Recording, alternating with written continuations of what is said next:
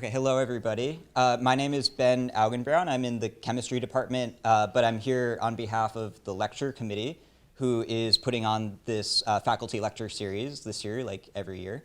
And we're very excited over the next 6 weeks to have a number of speakers from across the divisions at Williams telling you about their exciting research. This is the first of this series, and so we're excited to have Corinna Campbell, who is an ethnomusicologist and associate professor of music here at Williams. She holds degrees in ethnomusicology from Northwestern, Bowling Green State, and Harvard University. And her research focuses primarily on music and dance as practiced by Suriname Maroons, descendants of Africans who escaped slavery. Her research addresses themes including music and dance interconnections, Surinamese cultural nationalism, cultural representational and folkloric performance, and the politics of performance. She is the author of the cultural work, Maroon Performance in Paramaribo, Suriname, which was published by Wesleyan University Press in 2020. And her research has appeared in publications including the Journal of Folklore Research, Ethnomusicology, Small Acts, and the Latin American Literary Review. We're very excited to have Corinna Campbell, so please join me in welcoming her.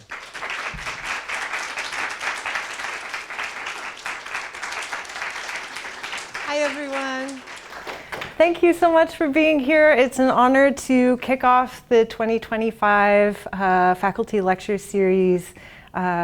And thank you so much to the members of the Faculty Lecture Series Committee for the invitation. I'm really honored to be able to speak with you here today. I'd also like to thank my colleagues, especially my colleagues in music, many of whom are here today. Thanks for taking the time and for your ongoing support. And finally, thank you to all of you for taking the time out of your days to think a little bit about issues of communication in performance. All right, let's get started. So what I'd like to talk about today is going to be primarily based on my most recent article, which came out in the Latin American Literary Review, thinking about these issues of communication in Suriname. And it's in a larger sort of iteration, an extension of fieldwork that I've been doing in Suriname since about 2006. First with my dissertation research, and then later with my book that Ben mentioned. So also, as Ben mentioned, I'm trained as an ethnomusicologist. I have my degrees in ethnomusicology, but I'm also an avid dancer. And for me, one of the real passions that I have in music or in ethnomusicological research is thinking about ways of creating descriptions and analyses and these sorts of things that keep music and dance as truly integrated in a sort of analytical idiom as they are in real life, in performance. So that's one of my ongoing passions, and that certainly has driven a lot of the work that I'm sharing with you today. I have a hard time imagining a more sort of deeply interactive kind of dance than awasa, which is the genre that I'll be talking about with you all. I know Suriname doesn't make the news all that often, so I did put in the map slide. Here it is, folks. So here is Suriname. It's former Dutch Guyana. It gained its independence in 1975. To its west, we have Guyana, and to its east, we have French Guyana. Together, they're often called the Guyanas. There's so much to say about Suriname. It's a deeply multi-ethnic nation, but what I'm really going to be focusing in on today are the Suriname Maroons, who, like Ben mentioned, are the descendants of Africans who escaped slavery and established their own communities in the rainforest interior of Suriname in the 17th and 18th centuries. There are 6 Maroon populations in Suriname. So together they are the largest existing Maroon population in the world. So I'm going to be focusing on the Njuka Maroons of Suriname. They are highlighted here in this pinkish color. They have their own dialect, their own sort of language, and their own traditions, of which awasa is one. All right, so a little bit about awasa as we're getting going here. It's a secular dance that has ritual and spiritual dimensions to it. It's performed at important civic events. For instance, when the leader of the Maroons comes to a village or a town, there will be a performance of this. Or if there's a gathering of the elders to discuss some kind of important business, the performance of awasa is part of that event.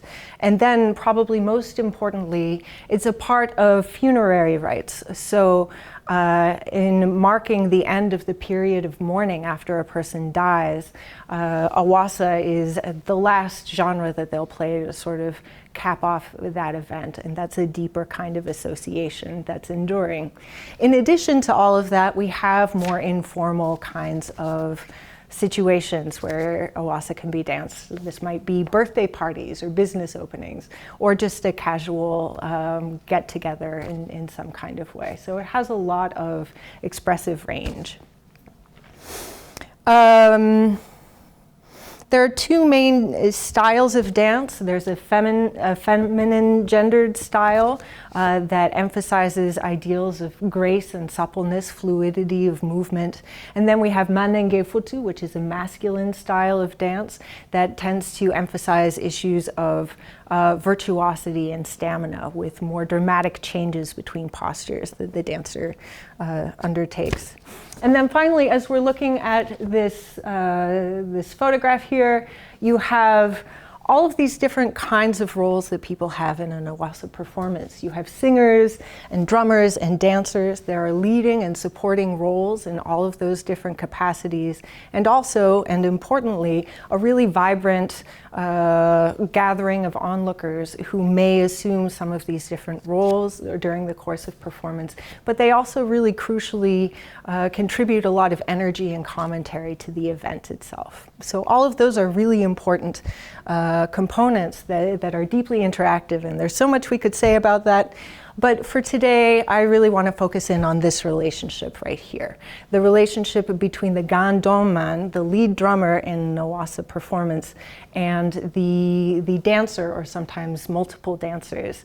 So I want us to be thinking about what kinds of communication are happening between these two individuals, or however many, depending on how many dancers we have here.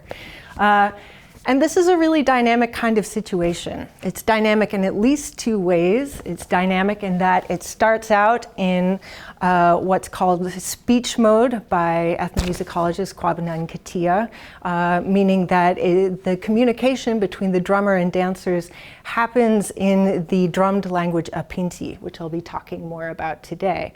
And then when we get into the more sort of virtuosic dancing, the mode switches into dance mode with no sort of linguistic correlate there.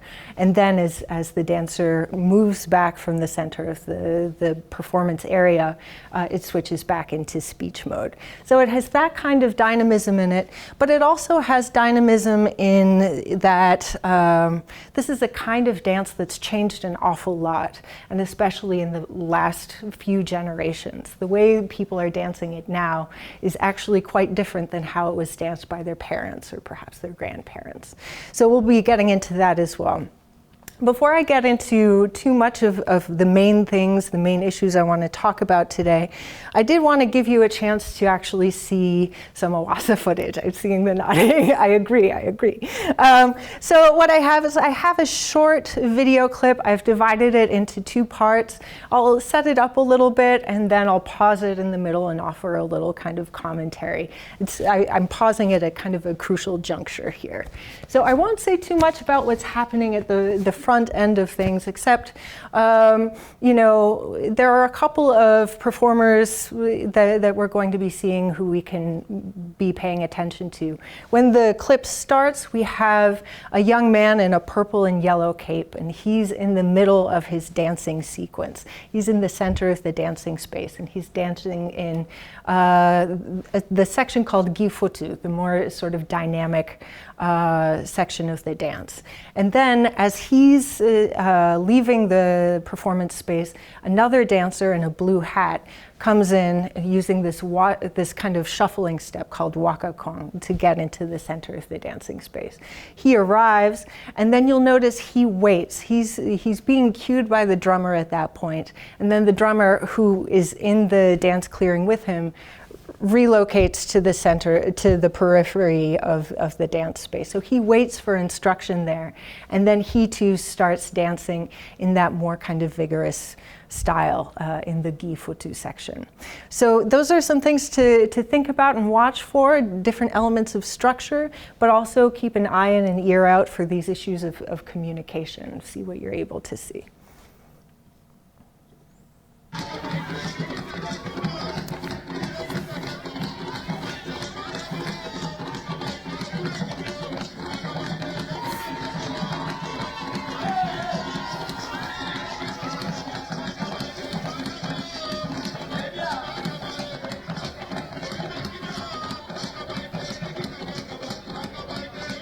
So here he's waiting for instruction.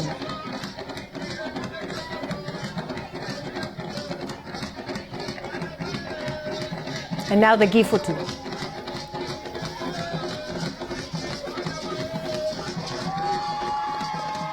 Okay, so up to this point, this has been sort of a classic sort of iteration of awasa. This is happening kind of as expected. And after this point, things get a little bit looser. So the first thing that we'll see is another dancer who comes into the dance space. One of the things that you can look for is how she moves into that dance space. There's a difference between how she does and how the person beforehand had moved into the center of the dance space. So that's one thing to look for. The two of them dance, and after a while, the drummer stops giving the cue to the dancers to do that vigorous style of dance. You'll see the man in the blue cap moves off to the side, but she stays. And if you listen really closely, you can hear somebody around the perimeter say, "Aumang e waktiete." The woman is still waiting. She's still in that crouched dance position, wanting to dance some more, even though the drummer's kind of done, right? So somebody else comes in and dances with her. They have a bit of a dialogue there. And then another dancer pulls the young woman dancer out of the dancing space and takes her spot. This is kind of an assertive and unconventional way of doing this kind of entrance into the dancing space. It has a sort of theatrical element to it, and I wouldn't be surprised if this is borrowed from the sort of choreographic realm of some of the more folkloric iterations of awasa that sometimes you can find. So she keeps that assertive character as she's dancing with another person who comes and joins her. And then the last thing that you can look for is there's a young man with kind of reddish shorts who kind of comes in and is dancing something that's not really identifiable as awasa. So a lot happening in just a few seconds, but see if you can follow some of those actions as they happen.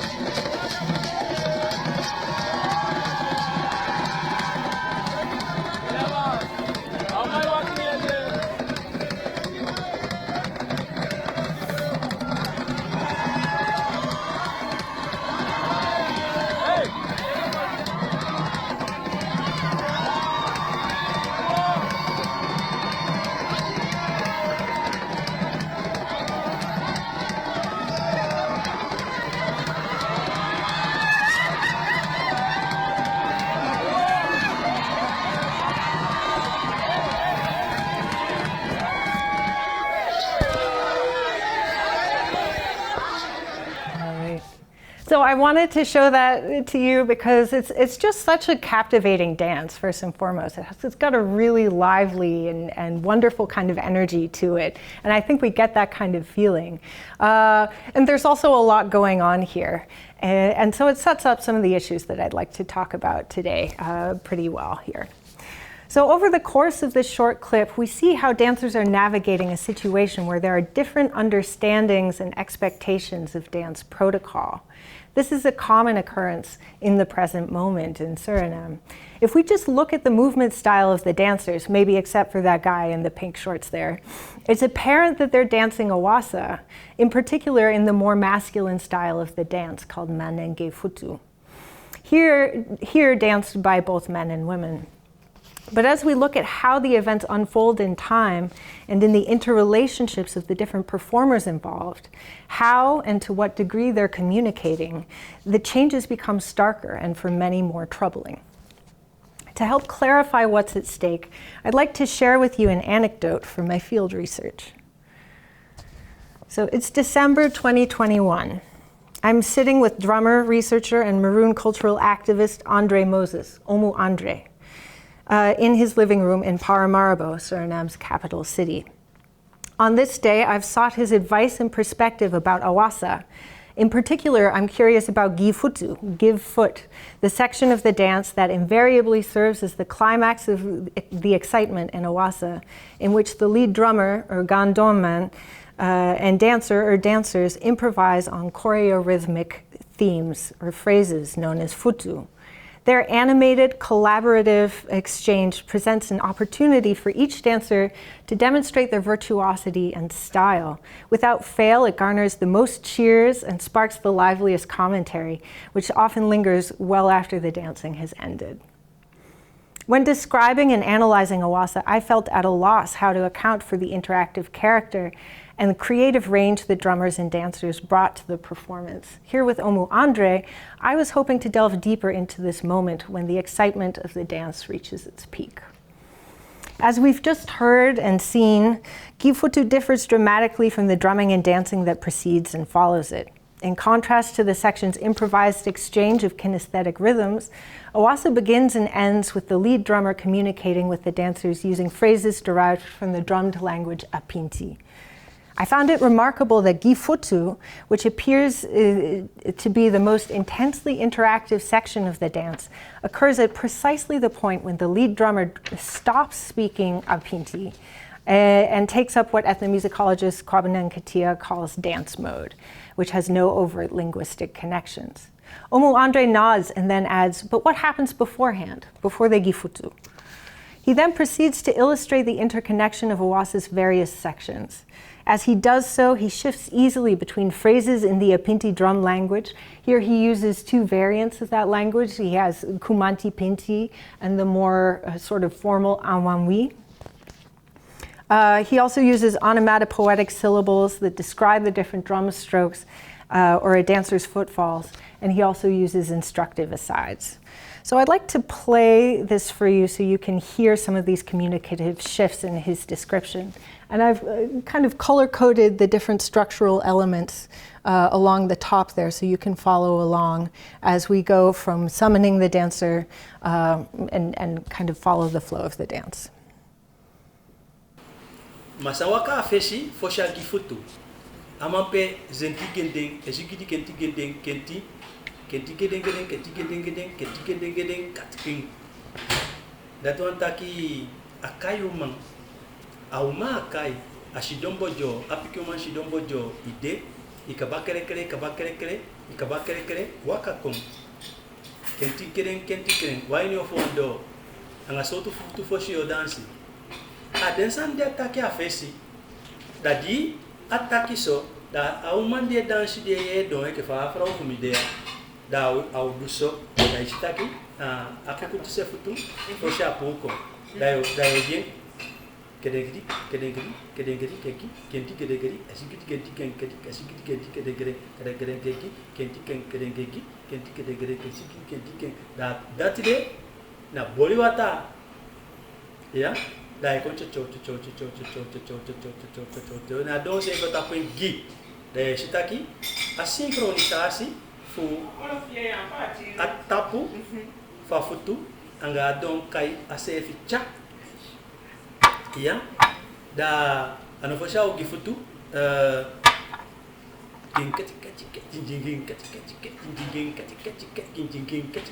o mai dance koso dance gua links dance gua pada kali está dançando de taque a face te asa di baka na ken kiden da o masa taque da dance gua em flow passa. Omo Andre's explanation illustrated the functional cues that mark each section in turn. In the hands of a seasoned gandoman and among people adept at understanding his cues, the opening sequence is no less improvisatory than the virtuosic dancing in Gifutu.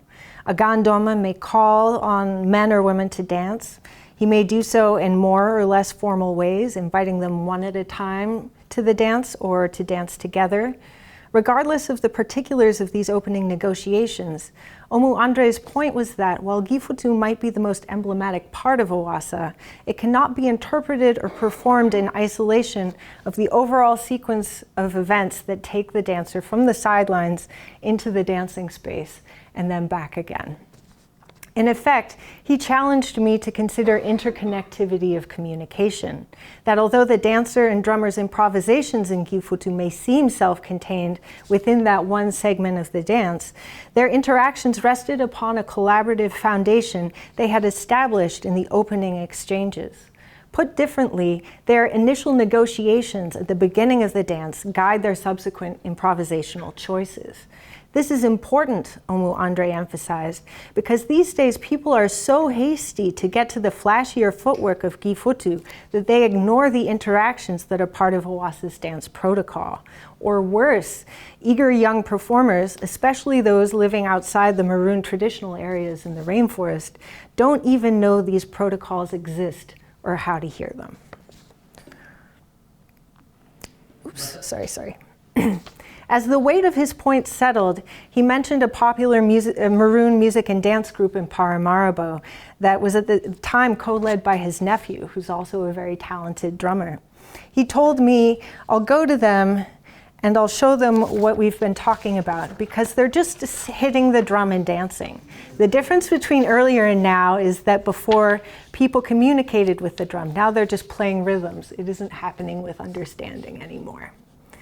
By this logic, even when a drummer and dancer appear to be having a lively exchange in Gifutu, should they fail to demonstrate comprehension of or adherence to the communication and social cues in preparation for this improvisatory section, they risk being dismissed as not saying much of anything.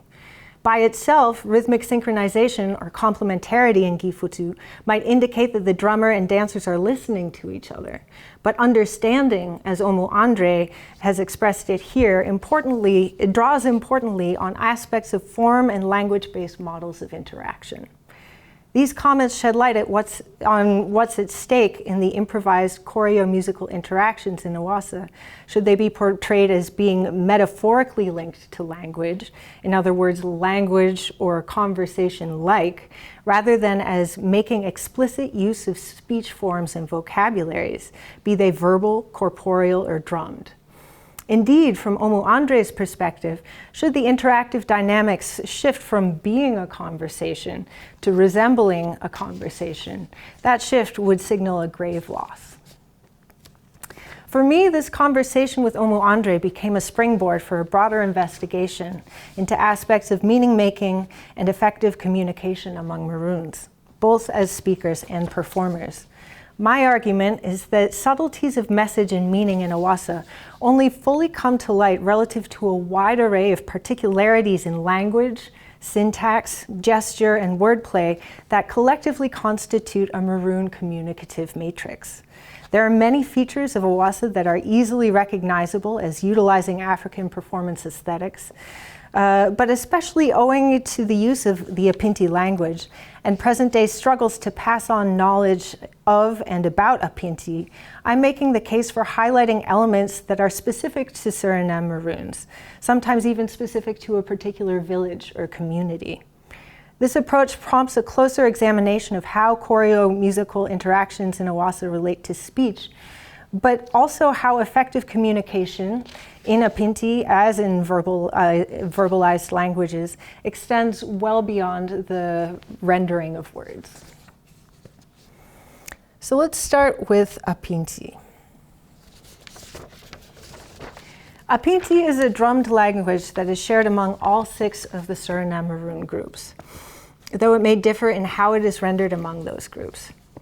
With many words derived from West African languages, in particular Asante Tree, apinti demonstrates the Suriname Maroons' enduring and exceptionally strong ties to West African cultural practices, made possible through their escape from Suriname's plantations in the 17th and 18th centuries, and subsequently their greater cultural self-determination outside of a plantation system. Up to the present day, communication in apinti is expected at a wide array of occasions of social, political, and spiritual importance. Apinti messages are delivered by an apintiman, an individual who has undergone intensive training in the language and its embedded meanings and spiritual implications.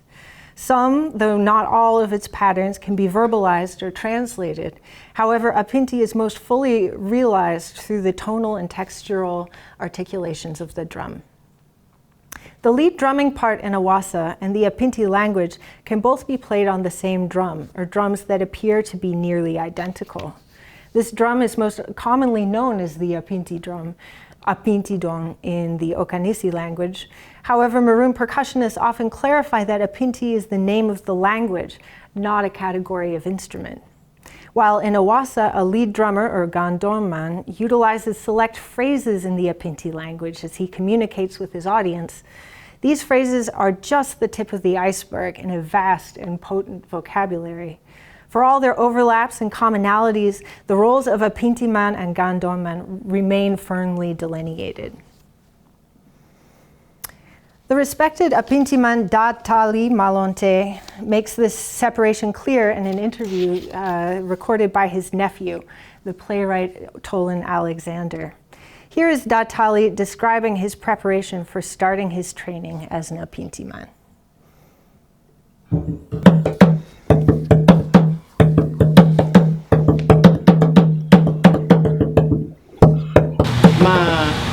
Na pinting bede na piedong wasa ala sopo na mi ala sopo dom sabi na wang don di kai na sabi agonta kusandi bushininge pe alam sabi dele afes na mi abi acting yari mi bigi dele apinti mi bigi dele apinti ne mi pa tiami gona mi grandpa taki awani mi sabi pe apinti dom ni apata gentaki no na udele anyoni tumisi apinti dom ekisam e fia sasai mu pe oki ya meki abigi moda midele na meki asuku an kasumbu bauda pienda kukuda iwashana namona datimso e me asmi na shoya apinti anyoniete mtefe naksapsa me yel kwa bigisma naksapsa.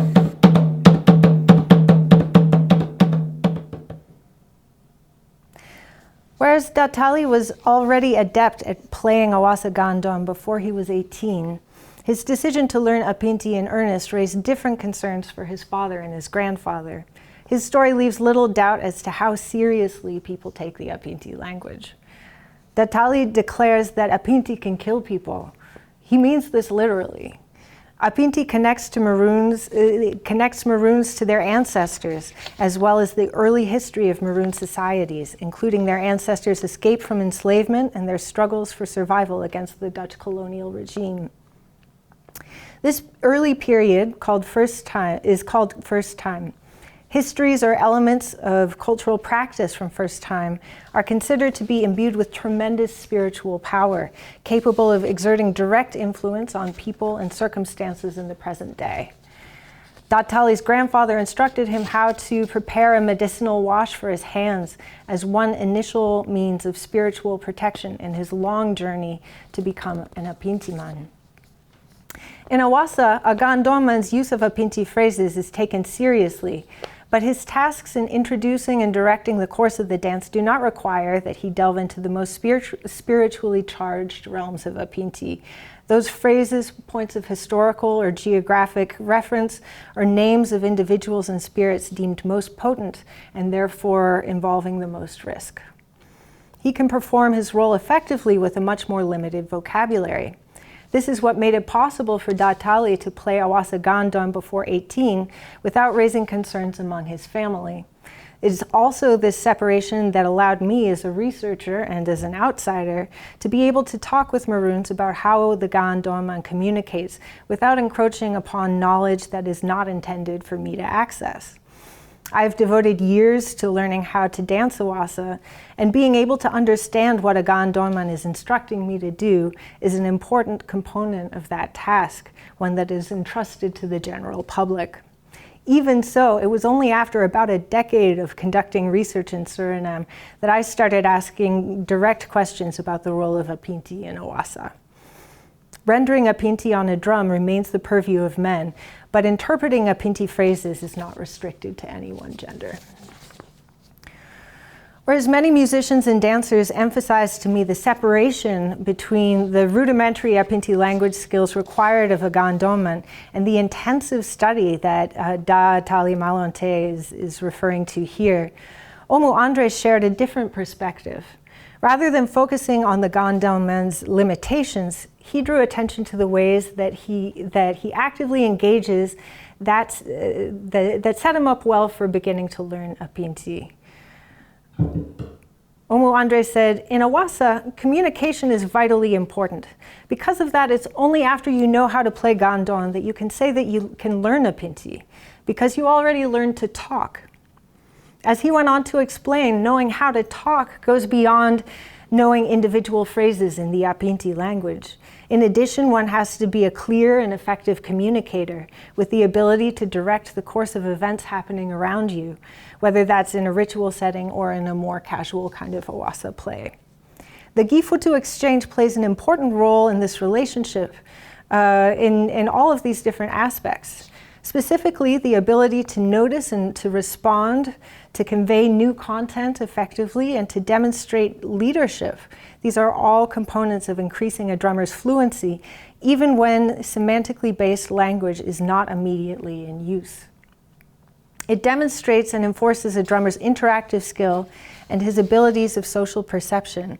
Without demonstrating these capacities, a drummer would be hard-pressed to find knowledgeable players who would help him grow his vocabulary or offer extended tutelage.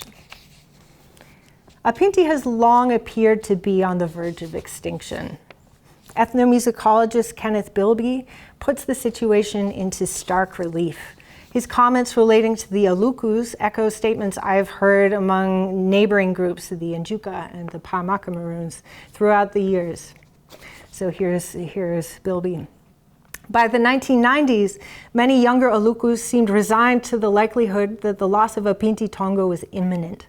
Less than 3 decades later, it is less clear than ever whether this tradition will survive much longer. The few remaining experts I know of are approaching old age, and to the best of my knowledge, few, if any, younger Aluku drummers have received thorough training in this complex form of surrogate speech. At the heart of this issue is a fundamental tension.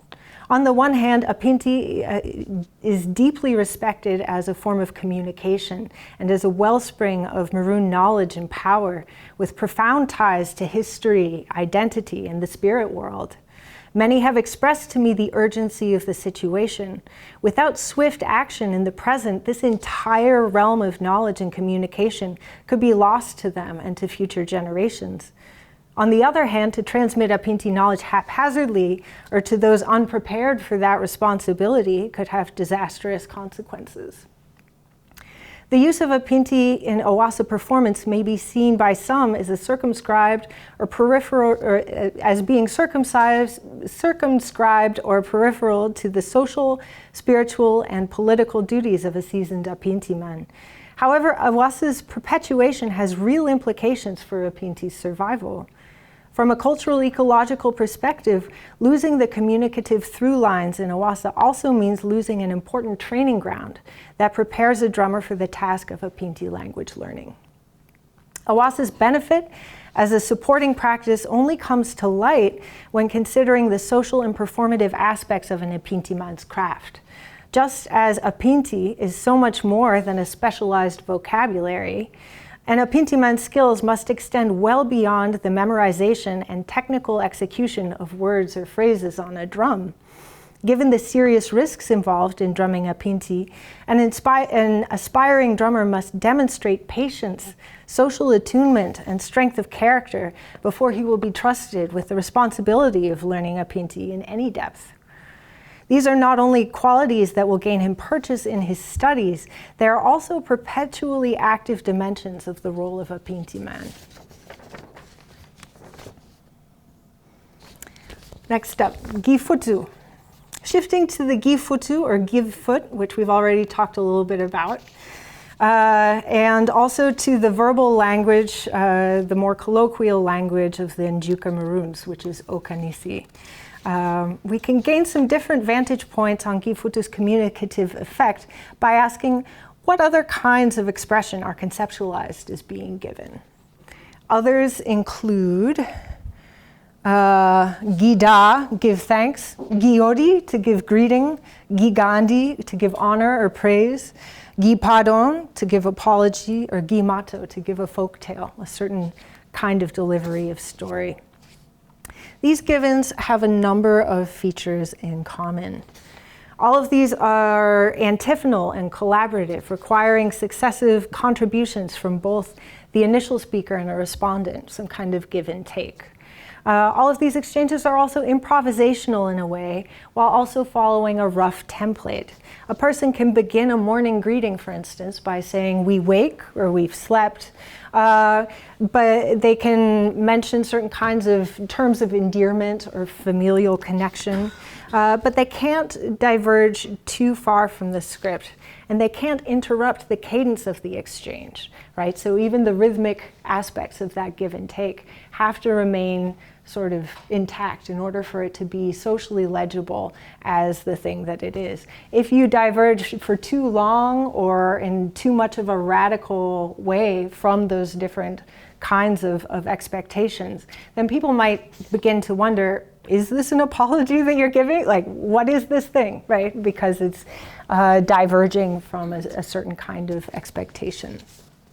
So I'd like to give you an example of giodi, of giving greeting, and my fearless husband has agreed to join me because it just takes less time. There's a microphone right here.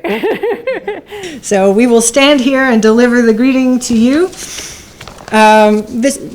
So umitio, Mitie, daude, udeye, isefide, iaudeba, ea, eya. Thank you. Yeah. Yeah, he did very well. So this is on the shorter end of a greeting that we would have. So you can imagine as you're going through a village in the morning, it takes some time to get around. But it's because these relationships, right, they're important and they take time and they're sort of socially affirmed in that kind of way. And here we have another sort of moment where young folks, and again, people who are living outside of these traditional areas, often come under criticism for not going through these sorts of greeting procedures and truncating them actually quite a bit. So here's an example of how people more often say these things in Paramaribo, where I did the bulk of my research. Faigo, mide, and it's done, right? There's none of that kind of reciprocal thing or any of those other things. These words are in Okanisi. They're perfectly intelligible. It's clear that it's a gesture of some sort that's meant to be greeting. But if a person engages another person in this kind of way, they are likely to be critiqued as not knowing how to gi odi, right? Because they're not doing it in the respectful, characteristically Maroon, traditional way. All right. So let's see. There are parallels in awasa performance as well. As Andre illustrated earlier, dancers and drummers who forego the opening interactions within awasa and jump right into the gifutu are likewise criticized for not really knowing how to dance awasa, for reasons that have to do with truncation of form. Within the gifutu section itself, there are additional similarities. Like the above givens, gifutu requires the active participation and input of multiple parties. It is developed in collaboration, and it's an extended exchange with the gandoman and the dancer or dancers listening and responding to each other over a period of time. The gandoman and dancers share a common vocabulary of known futu patterns, much as there are stock phrases used when giving thanks or giving greeting. But there is ample variety from which to choose and enough flexibility to accommodate certain kinds of invented or unexpected input. That said, a performer has to be careful not to stray overly far from social and aesthetic expectations, lest they too face ridicule or challenges to their foundational knowledge. And to give a sense of a kind of parallel critique, we have Tresna Pinas, the director of the Maroon cultural organization Tekelele, who offers kind of a representative critique. This is also from Alexander Toland's documentary. As far as I dance a fosi, no where the young one who I dance some more. Being a luku, son dancing for the young one, Takina was a day dance. The Bena, a one day Kitakisa day dancing. Na Kumanti, of una Umandagwe, of una. Now he ta dancing. They jumba tapu, they partiana, they fingi futu, ala so to dancing. Still, the abedeni a kulturu dancing fasifu. Adeye si de kwe dansi no ora eden kita kigado sai pasanga amo dansi fu awasa dansi na sakasi gondo polwanga yana kochanga neki kochanga inindi matawa yesi de dansi banamba na awasa yesi de dansi songe na awasa de jombo kumanti na awasa madati na awasa. Right. Whereas Andre's critique relates to a truncated form, Tresna Pinas derides the dancer's choreographic content and movement vocabulary. The young dancers she criticizes have incorporated into their gifutu performances styles from other genres, but without retaining enough of the aesthetic and communicative foundation to keep their dancing recognizable as awasa. While gifutu may be delivered in the dance mode without explicit connections to language, in light of its connections to other language-based givens, this interaction might be seen as a social gesture as well as a choreo-rhythmic one. Furthermore, though gifutu might not appear to operate in a linguistic realm, the futu patterns do constitute a relatively stable vocabulary. They are recognized as distinct entities, calling to mind broadly agreed upon ideas of how those rhythms translate into movement. The futu rhythm concepts extend beyond the audible components of a dancer's step to reference the unsounded elements, including directionality or hand position. Andre illustrated this in the opening as he demonstrated a particular sideways step associated with the futu ging, katika, tika, ging, ging, ging, katika, tika. The sound of an established futu rhythm that conjures a fully embodied choreographic idea that is recognized by drummers and dancers alike.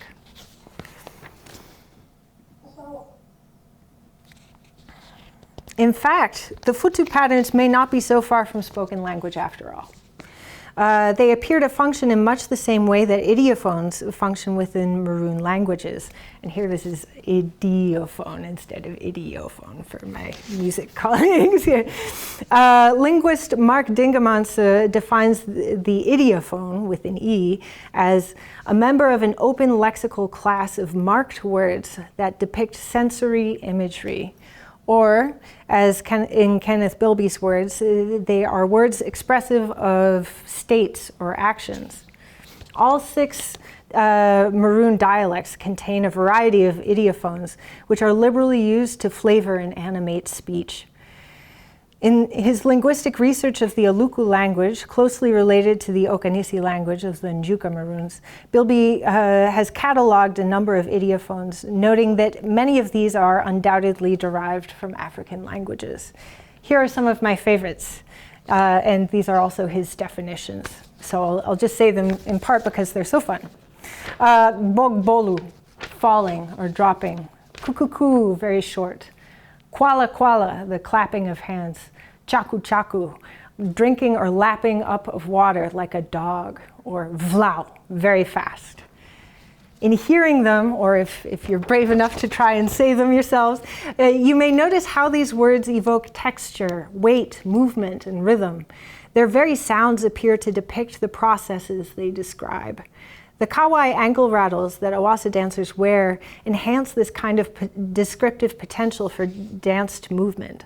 For example, in Omo Andre's description of awasa that begins in my talk, he spoke the syllables cho-cho, cho-cho, cho-cho, cho-cho to describe how a dancer performs the ambulatory step, the waka kon, that shuffles them into the center of the dance space. As someone familiar with the steps, I heard in each cho-cho a dancer's heel grazing the ground before planting her foot and transferring the weight, cho-cho. Omo Andre's uniform sequence of cho-chos depicted the steady alternation of left and right feet. Beyond the strictly audible elements of the movement, the sound called to my mind the bent knees and straining thigh muscles necessary to maintain a low center of gravity and the fluid, elongated flourishes of arms and hands that accompany a dancer's forward progress. The syllables provided a sensory immediacy to the experience that the mere name of the step couldn't provide. And in this way, speaking an idiophone or a dancer's step raises a performative opportunity. A speaker's distinctive articulation, choice of speed, number of repetitions or volume, these are all effective ways of evoking a more precise idea. These sonic parameters are easily and often manipulated for emphasis and or for a comedic effect. Here I'm suggesting that interspersal of directive and descriptive vocabularies in messaging, as is apparent in awasa, is already prominent and valued in Maroon interactions.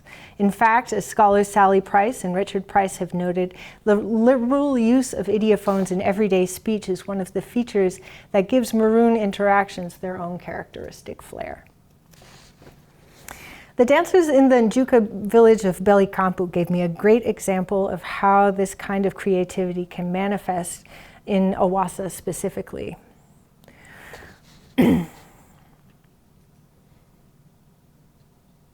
They explained to me how, when he's among people he knows well, an awasa gandoman can call a person to come and dance by playing the futu rhythm that person especially likes, rather than calling them by their family name or by some kind of generic who wants to dance manenge futu sort of idea. And I'll play this clip for you.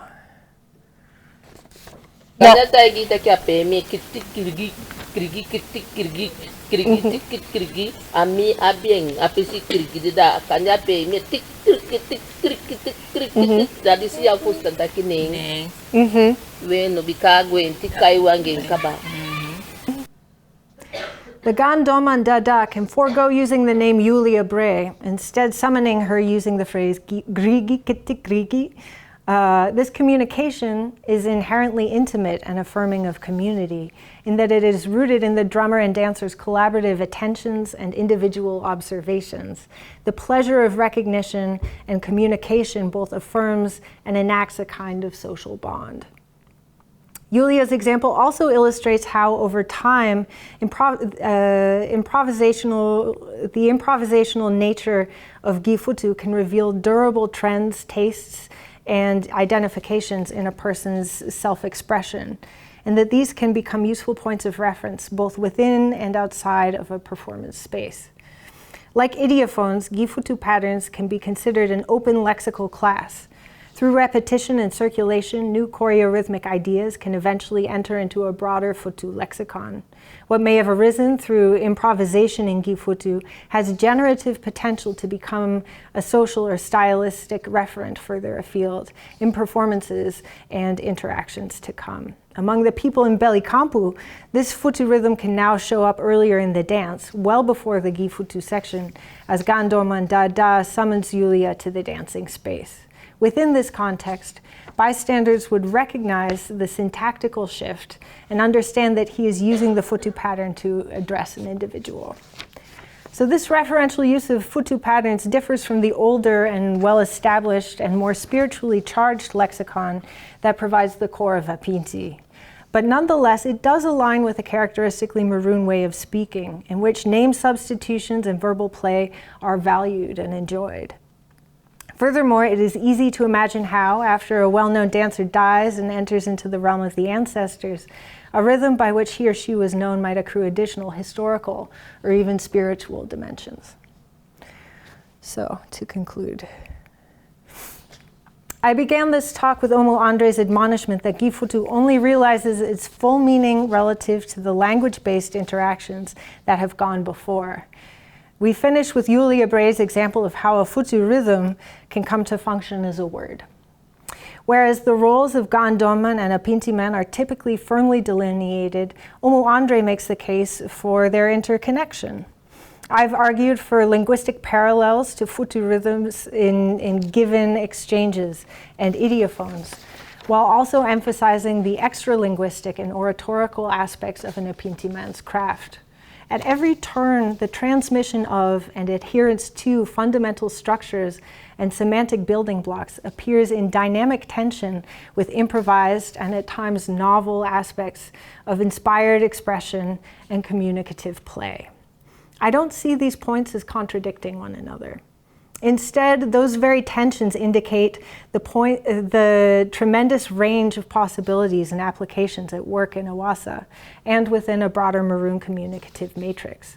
In order to play with understanding or to make a socially resonant gesture of whatever sort, one must seek out and honor the interconnections among sensory, interpersonal, spiritual, and linguistic aspects of meaning making. Alongside the generative possibilities are serious concerns about the future of Maroon's unique traditions and forms of knowledge. Omo Andre explains how Gifutu loses much of its communicative impact when dancers forego the parts of awasa that typically precede it.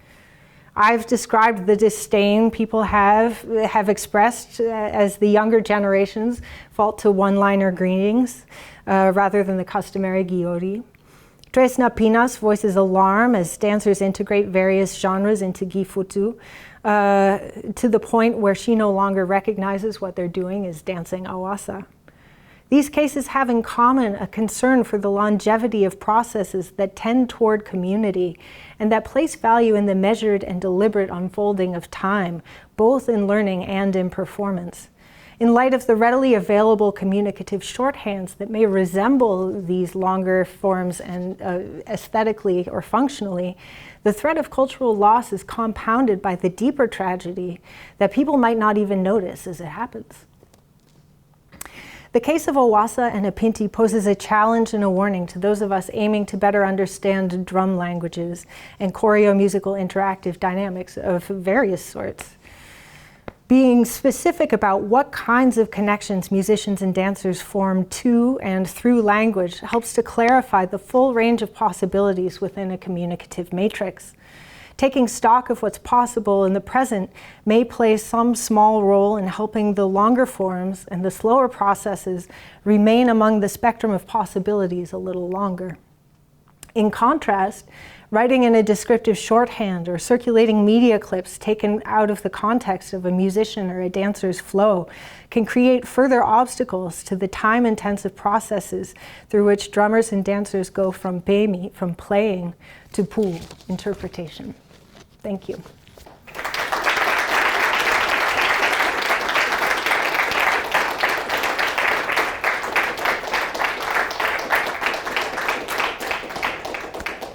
Thank you all. I know that was a lot. I'm happy to take any questions. Yeah, Renee. Thank you so much. That was wonderful. And I just have like 3 interrelated questions. They're really short. One is, you talk a little bit about the relationship between the suppleness in the hands and the rapidity of the feet. We seem to be going like in almost opposite rhythm. No, not rhythm, but speeds. So I was wondering if there's a connection between that and what Andre was talking about, that generational chasm between how it's danced. And talking about generational chasm, has this generational difference provoked any sort of movement to have female drummers play in that? And lastly, I just couldn't help but draw the parallels between Dominican voodoo dancing, where only one person can interpret the drum. And I saw in some of the clips that now various people can go at the same time in the middle of the stage. And I was wondering if that's also part of that generational chasm that's going on, or are they just following tradition? Yeah, great questions. Thank you. So the first one, I'm looking forward to talking more about this with you at a future time. It's a great question because I think it highlights all of the reasons why actually performing these things is important, because there is a kind of experiential tension that you get at when you're moving your feet actually pretty rapidly. You're in this crouched position and then you're doing these kind of graceful movements with your hands. It's a lot to manage. It's related in a lot of, R.F. Thompson's sort of idea of the aesthetic of the cool, this fits right in there really nicely, because part of the talent or the virtuosity of the female style of dance, that feminine style, has to do with making it all just look so easy while you're in like a deep squat and you're feeling it, So there is this kind of tension there, but I think it's the kind of thing that people notice differently if they're basing it off that kind of experiential knowledge. And so one of the things that I find so fascinating about having the rattles as part of this is that if you spend time in them or around them, you hear the sort of resonance of the entire body and not just the leg, right? So you can tell if somebody's sort of emphasize, like if they've got a strong leg or a weak leg. You can tell when they're getting tired. Like you can hear all kinds of things.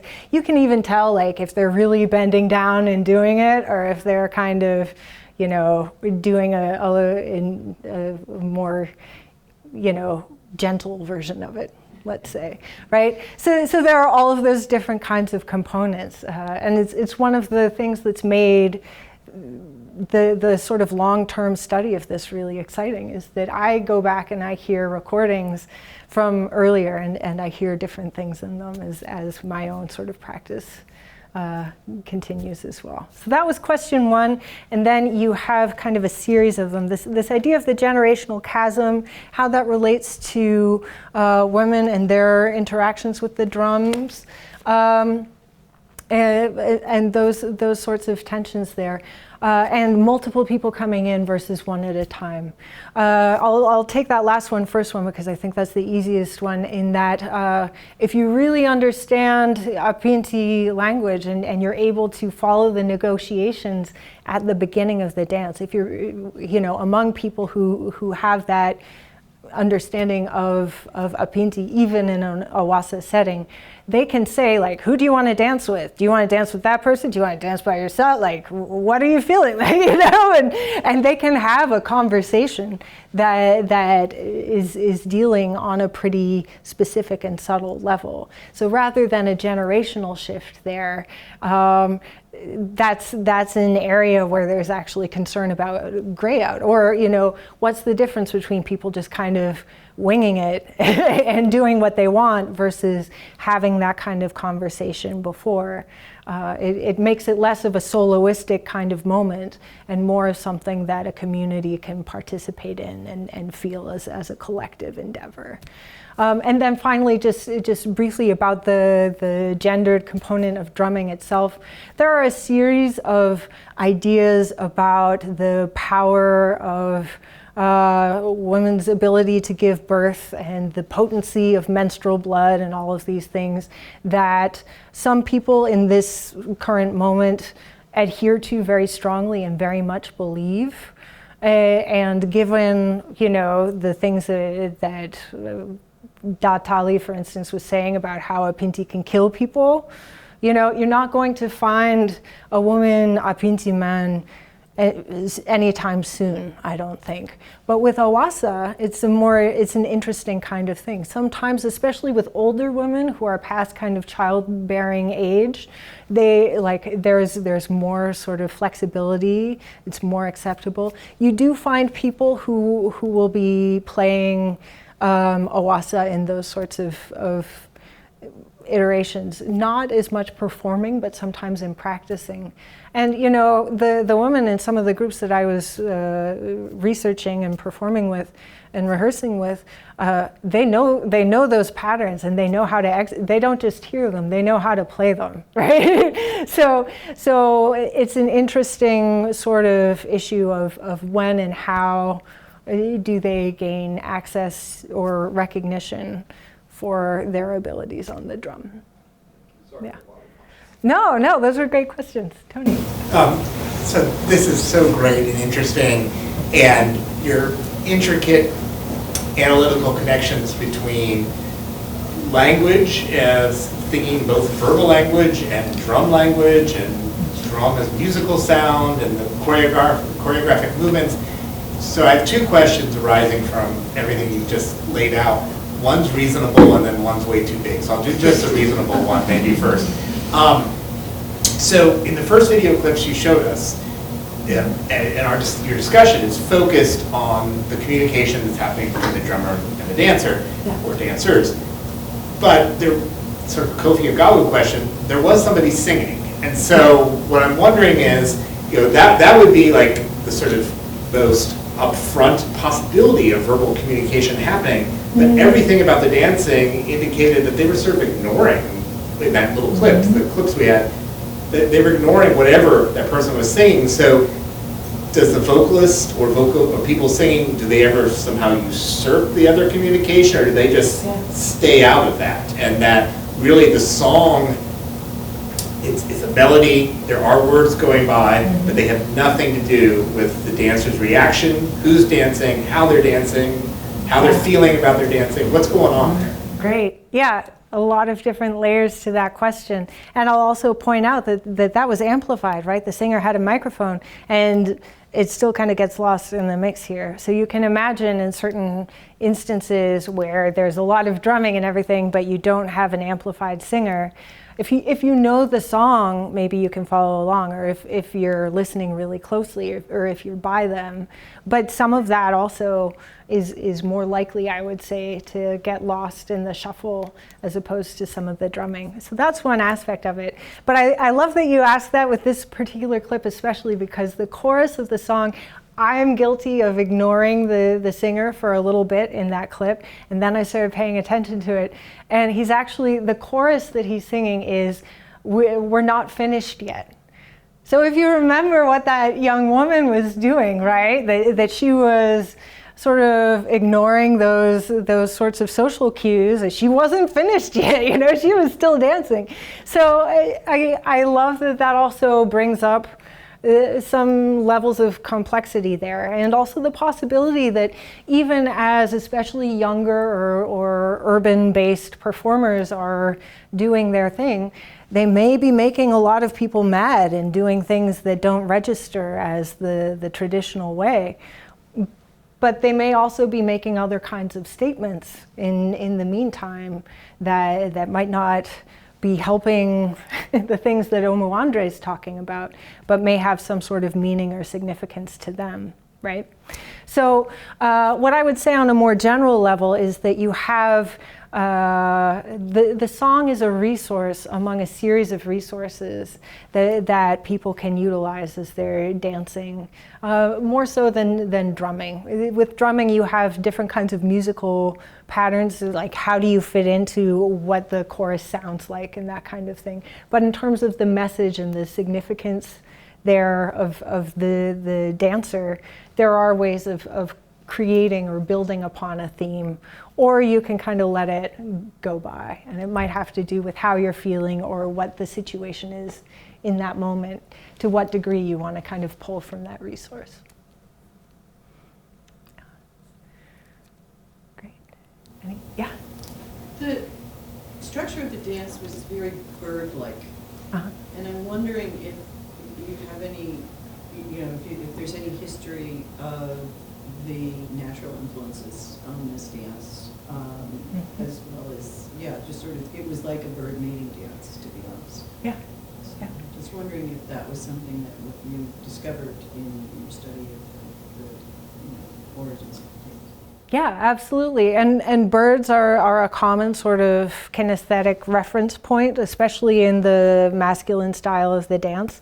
You also have movements taken from hunting that make their way into that quite frequently. There's probably the closest genre to awasa is this genre called songé or agankoi. Agankoi is actually the name of a fish. And the main dance there, the main step that they do is this sideways step that takes a whole lot of coordination, even though it looks super simple relative to what's going on. But it's based after the way that the fish swims actually side to side while she's guarding her eggs. So there are all kinds of references. Those are just among the most common. And then in addition to that, people can draw from all kinds of things, including, a factory thing or like something from an urban environment as well. So you can really have a wide range. But I would just say that as people draw from kind of things further from a kind of Maroon traditional kind of palette in whatever way, they become more and more susceptible to the critiques of stretching the bounds of what the dance is about. Yeah, but that's always an active and vibrant and energized conversation that's been going on for decades and decades. Yeah. 3 all at once. Sarah, do you want to? I could, sure, thank you. So this is super exciting and interesting, and I don't really, it's not my world at all, so I'm very curious about all of it. I guess one of the things that's making me think about how the debates that people have about prescriptivist approaches to language in other settings. And so I'm thinking a lot about in the dance how it's taught, because you talked some about how the apinti is taught, but I'm just thinking about how the dance part is taught and learned, and how much of that is organic versus how much of that is really sort of programmatic, and whether some of this stuff, like these new influences, are coming in through more organic learning of dance. Yeah. So much of the learning of the dance, in particular, dancing and drumming, happens in the home environment first, right? And so in that way, you could say it's a kind of organic kind of process.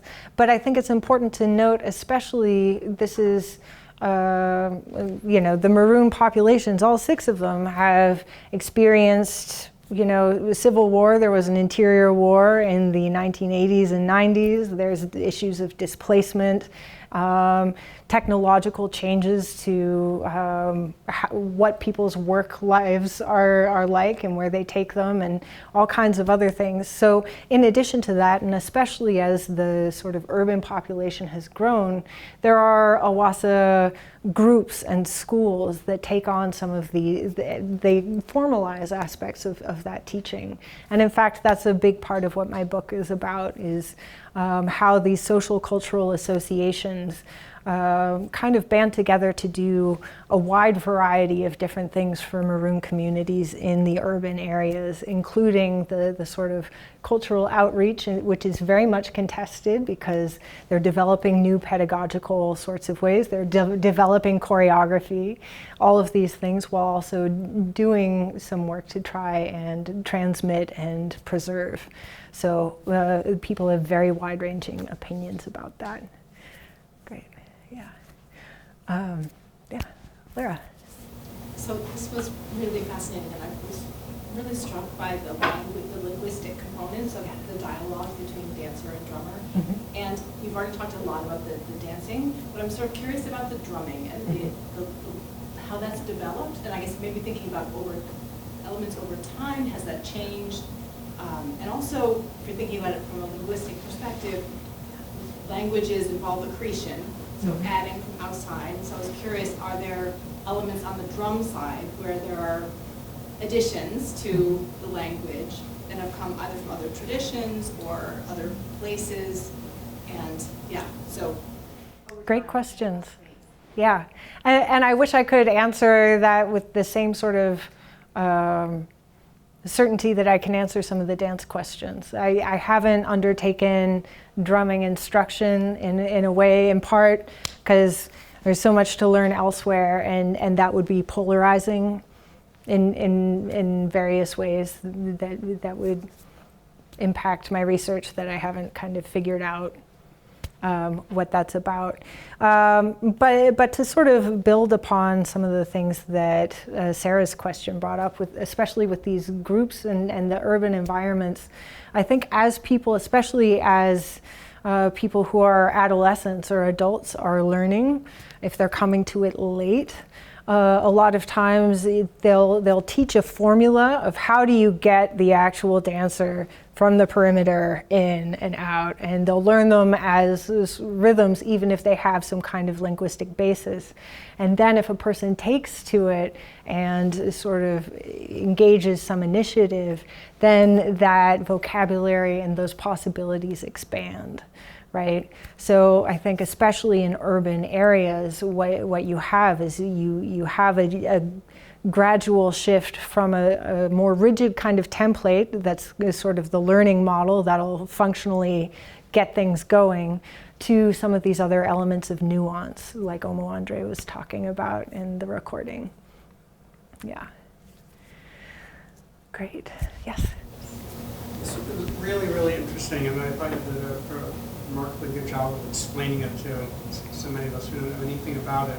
I have a question. This is sure on something that you think about a lot, but just if you could give us a sense of how you balance the role as a practitioner in a context that's very different from your own, and also a scholar and a researcher. I'm used to dealing with 1,000-year-old pieces of paper who don't talk back. But this is you're a part of a community and something that's so community focused. And I was just wondering what some of your thoughts on that. Yeah, thank you for that question. I think it's one of the great stresses and one of the great joys of doing this kind of ethnographic research, right? Because you know, I think with whatever kind of community that's coming together, there are these issues of like the localized feelings of norms or, you know, consent or whatever is going on there. But of course, when you have somebody who's coming from the States, who has a research component to what they're doing, very clearly outside of the culture coming in, right? Those conversations happen on all of these different kinds of levels, but it can be such a beautiful thing when we sort of get to a place where we build the thing together, and ultimately that the thing that's happening is this communal kind of coming together and making something. That's such a gratifying part of this whole kind of experience. But of course, there's all of the representational layers as well. So in terms of rehearsing and performing and things like that, many issues of when do I step in for the sake of participation, of honoring the group sort of dynamic, and when do I step away because it's not the time or the venue. And those are constant dynamic sorts of deliberations that I have in dialogue with the people. And having been associated with people like Omo Andre from the very beginning, you know, it's really wonderful to be able to have a different starting point to those conversations, and not to start with like, so what are you about anyway? Like, so a lot of the people who I'm involved in projects with, we have by this point a sort of established store of experiences that we draw upon in those negotiations. Yeah. Thank you all so much.